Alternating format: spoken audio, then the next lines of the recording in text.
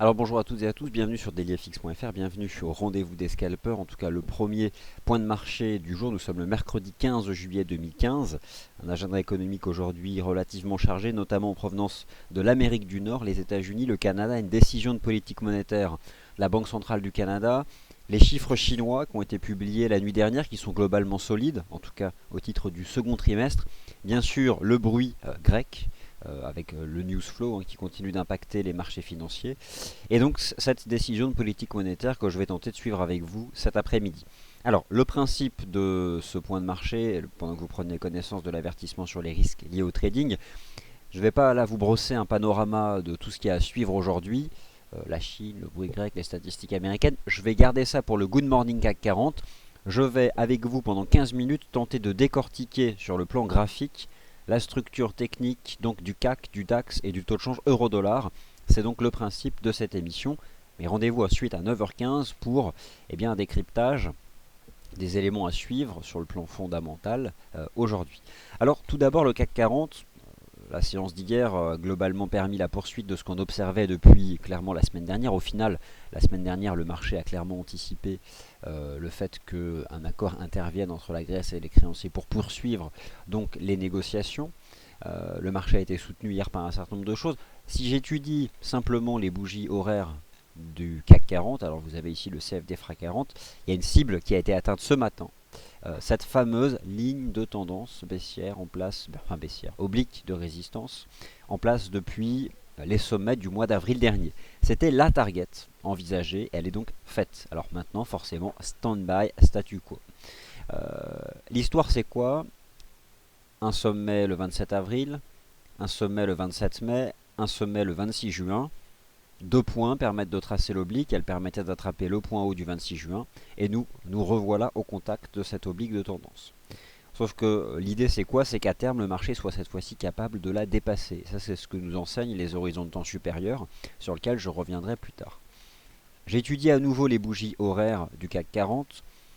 Elles sont sous vos yeux. Tout a commencé la semaine dernière par ce double bottom ou triple sur 4600 points, les précédents sommets de l'année 2014. Le débordement des 4672 points, le débordement des 4785 points, qui sont donc des niveaux horizontaux importants, à la faveur de deux trous de cotation haussiers, non comblés d'ailleurs. Et puis depuis, donc une succession de dépassements de niveaux. Hier, lors de la session du mardi 14 juillet 2015, le marché est resté aussi propre sur le plan de l'analyse chartiste, avec la formation d'un support à 4980 points. Vous pouvez constater hier que tous les chandeliers intraday ont tenu ce support des 4980 points pour finalement connaître une impulsion positive en fin de session hier et rejoindre ce matin cette fameuse oblique de résistance. Donc elle est atteinte, c'est un objectif de cours et l'idée c'est que sur le très court terme, l'immédiat, c'est je pense que ce marché fait dans un premier temps un pullback sur ce premier niveau horizontal ici qui s'établit à exactement donc 5016 points. Alors, on a fait donc une belle jambe de reprise depuis le 8 juillet. En amplitude, c'est quand même pas anodin, puisque le marché est passé en l'espace de quelques séances de 4600 points à 5050, ce qui fait donc une belle jambe de reprise.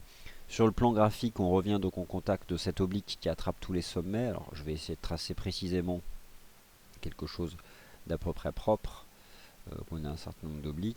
Et l'idée, c'est que maintenant, pour aller plus haut, il va falloir la franchir. Alors, je pense que son franchissement interviendra.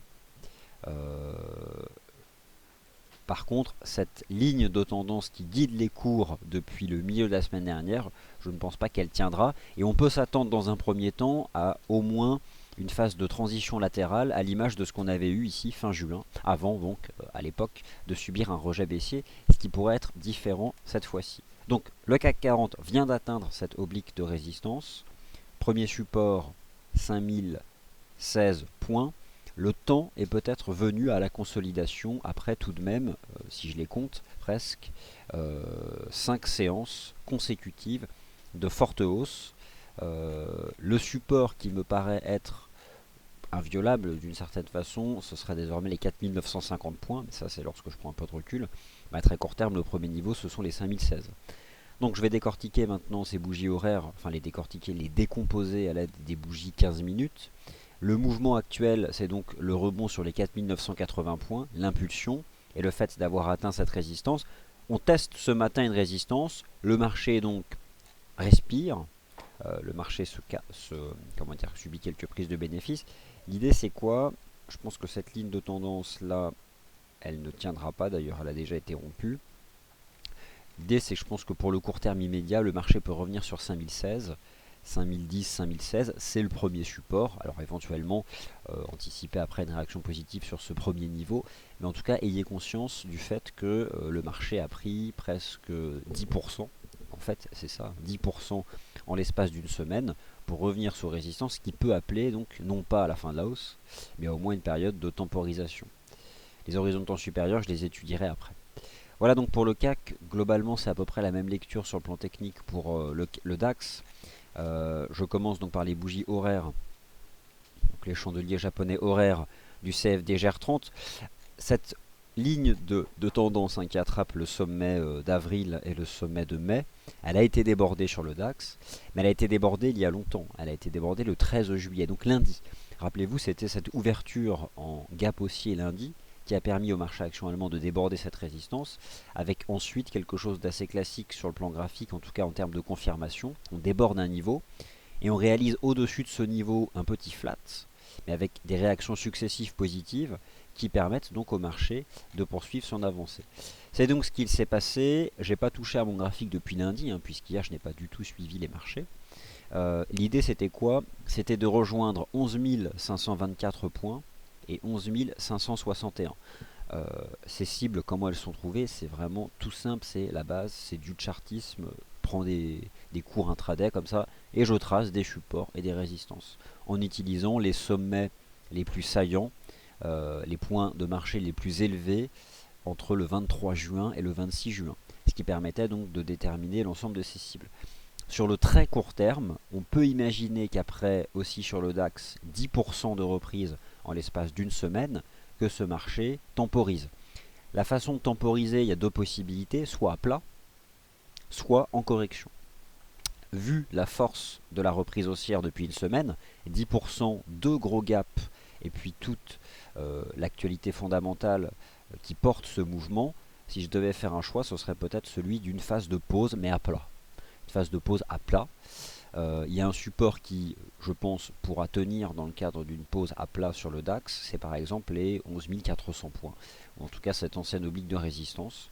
Je pense qu'on aurait un bon point. Mais en tout cas, en termes de timing, lorsque j'étudie les bougies horaires du CAC et du DAX, je dis consolidation.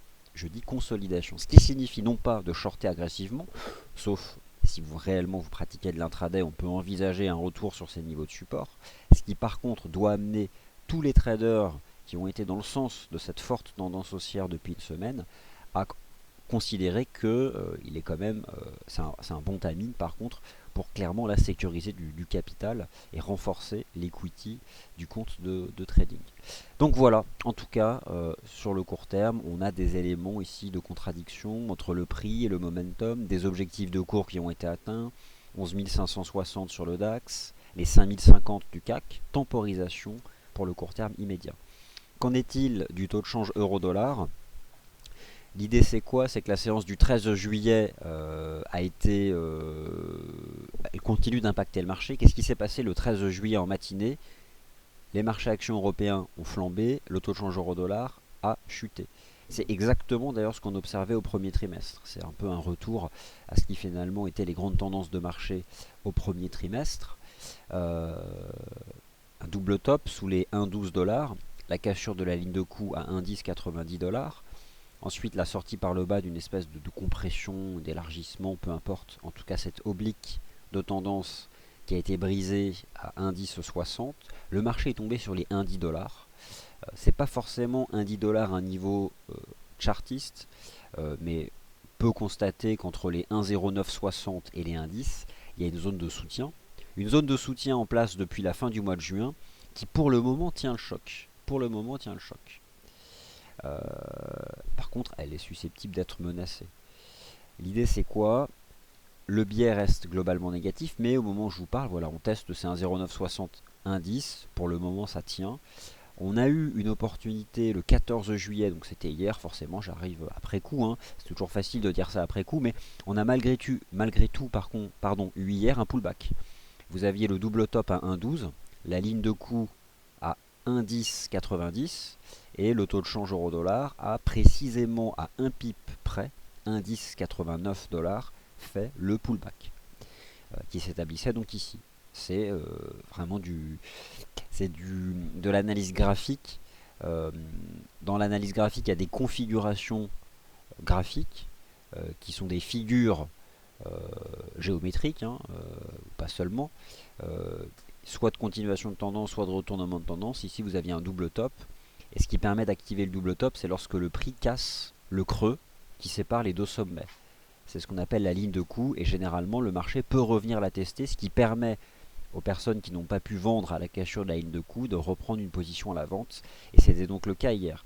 Donc je dirais qu'en intraday, pour le moment, on reste globalement impacté par le rejet sous les 1,1090 $. Mais là, on est sur une zone qui n'est pas un intervalle de prix qui pour le moment tient les cours, qui est compris donc entre ces 1,0960 et ces 1,10. Ça, c'est les bougies horaires. Je peux prendre un peu de hauteur pour envisager la suite des événements. L'idée tout de même, c'est que depuis la séance du 13 juillet qui était particulièrement baissière, finalement ce marché se replie davantage. Il y a sous les indices, sous les 1,0960 indices, un niveau ici qui s'établit à 1,0920. Donc voilà, en l'état, le marché, s'il devait casser cette zone de support, irait le rejoindre. Mais je dirais que la position actuelle du taux de change euro-dollar, elle est un peu bâtarde, si vous me permettez l'expression. On est dans une zone qui n'est pas évidente, où le marché a réagi déjà à plusieurs reprises. Une zone que le taux de change euro-dollar a travaillé de manière très peu impulsive durant toute la session asiatique. Si vous prenez les chandeliers horaires de la session asiatique, il y a une volatilité de 10 pips. 10 pips. 1,0990, 1,10, 1,0990, 1,10, 1,0990, 1,10. Là, ça se réveille un peu. Le marché est remonté à 1,1025. On voit qu'il y a immédiatement des ventes qui voient le jour. Alors, il y a une oblique de résistance que vous pouvez attraper depuis le double top en attrapant tous ces sommets ici. Et vous voyez que globalement, si je l'étends, si j'étends la ligne de tendance, elle permettait d'attraper les 1,1025 $. Donc, à très court terme, le taux de change euro-dollar est prisonnier entre 1,1025, donc couvert par cette oblique de résistance, et la zone des 1,0970, 1,10. Lorsque le taux de change en sortira, il reprendra et connaîtra probablement une impulsion directionnelle. Voilà. Donc, je pense qu'on peut dériver encore à plat. J'ai pas en l'état là de signal de trading qui est donné par ce marché au moment où je vous parle. Je dirais que le dernier signal en date, il a été donné hier à l'ouverture de la session US, lorsque le marché a accéléré vers 1,1090, mais qu'il a été immédiatement vendu. Alors, je jette rapidement quelques questions. Alors, vous n'avez pas la vidéo pour certains, mais ça fonctionne normalement. Ok. Bah écoutez, le rendez-vous des scalpers il est terminé, c'est le principe. Je décortique en intraday le CAC, le DAX à l'aide des bougies horaires, 15 minutes et éventuellement 5 minutes s'il y a du mouvement ou des choses à attraper. Prochain point de marché 9h15, plus de hauteur. À 9h15 j'introduis le calendrier du jour. Beaucoup de choses à suivre aujourd'hui, notamment sur le dollar américain, mais pas seulement, le dollar canadien. D'ailleurs, notez bien que le dollar canadien a globalement anticipé ce que pourrait être cet après-midi la décision de politique monétaire de la Banque centrale du Canada. Souvent les mouvements ont lieu en amont des événements. Et ce qu'il s'est passé entre lundi et mercredi, c'était des mouvements à attraper, notamment sur le GBP CAD. Et il me semble que l'USD CAD s'est hier approché de ses sommets annuels. Voilà donc pour la clôture du rendez-vous des scalpers. Première résistance euro-dollar 1,1025, sous les 1,1025, pression négative, toujours sous l'impact du double top du début de la semaine. Le CAC, le DAX ont atteint les objectifs de cours après 10% de hausse, mais le biais reste positif.